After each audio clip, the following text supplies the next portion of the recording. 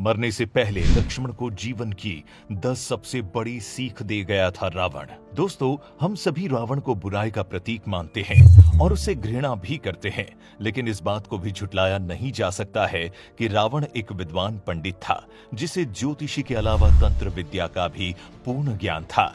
इसीलिए तो जाते जाते भी रावण ने लक्ष्मण को जीवन की 10 ऐसी सीख दी जिसे किसी के लिए भी जानना किसी वरदान से कम नहीं है।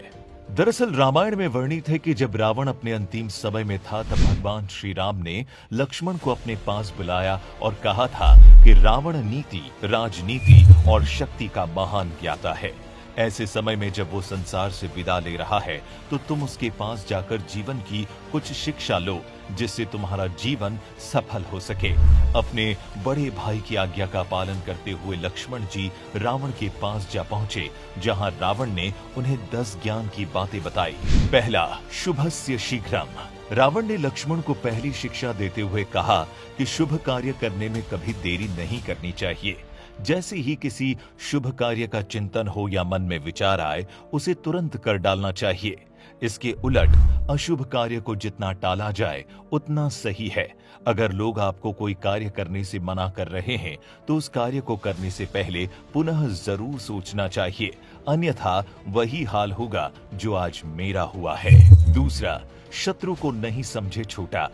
लक्ष्मण को रावण ने जो दूसरी सीख दी वो ये थी कि कभी भी अपने प्रतिद्वंदी या शत्रु को खुद से छोटा या कमतर नहीं समझना चाहिए। रावण ने स्वीकार किया कि ये उसकी सबसे बड़ी भूल थी कि उसने भगवान श्री राम को आम मनुष्य समझा।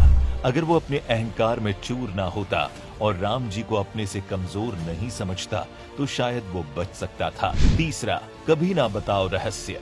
विद्वान रावण ने लक्ष्मण जी को तीसरा ज्ञान देते हुए कहा कि हमें अपना रहस्य किसी से भी साझा नहीं करना चाहिए। जैसे मेरे मृत्यु से जुड़ा रहस्य यदि मैं किसी को नहीं बताता तो आज मेरी मृत्यु नहीं होती। मैंने ये रहस्य अपने भाई को भरोसा करके बताया था, लेकिन उसने ये रहस्य भी भगवान श्री राम को बता दिया, जिस कारण मैं आज मृत्यु शैया पर पड़ा हूँ। चौथा, शक्ति को हमेशा अर्जित करें। लक्ष्मण को चौथी सीख देते हुए रावण ने कहा कि अपनी शक्तियों को हमेशा अर्जित करते रहना चाहिए, ना कि उसे खंडित होने देना चाहिए, क्योंकि ये हमारी शक्तियां ही है जिनके बूते पर हम राज कर सकते हैं। इसीलिए लक्ष्मण, तुम अपनी शक्ति को बराबर कायम रखना। पांचवा, हमेशा नई खोज करें। लंका नरेश रावण ने पांचवी सीख दी कि मनुष्य को हमेशा नई नई खोज या नए नए आविष्कार करते रहना चाहिए। मैंने अपने जीवन में कई तरह की खोज की। मैं तो सोने में सुगंध भरने पर भी विचार कर रहा था, लेकिन उससे पहले ही मेरा अंतिम समय निकट आ गया है।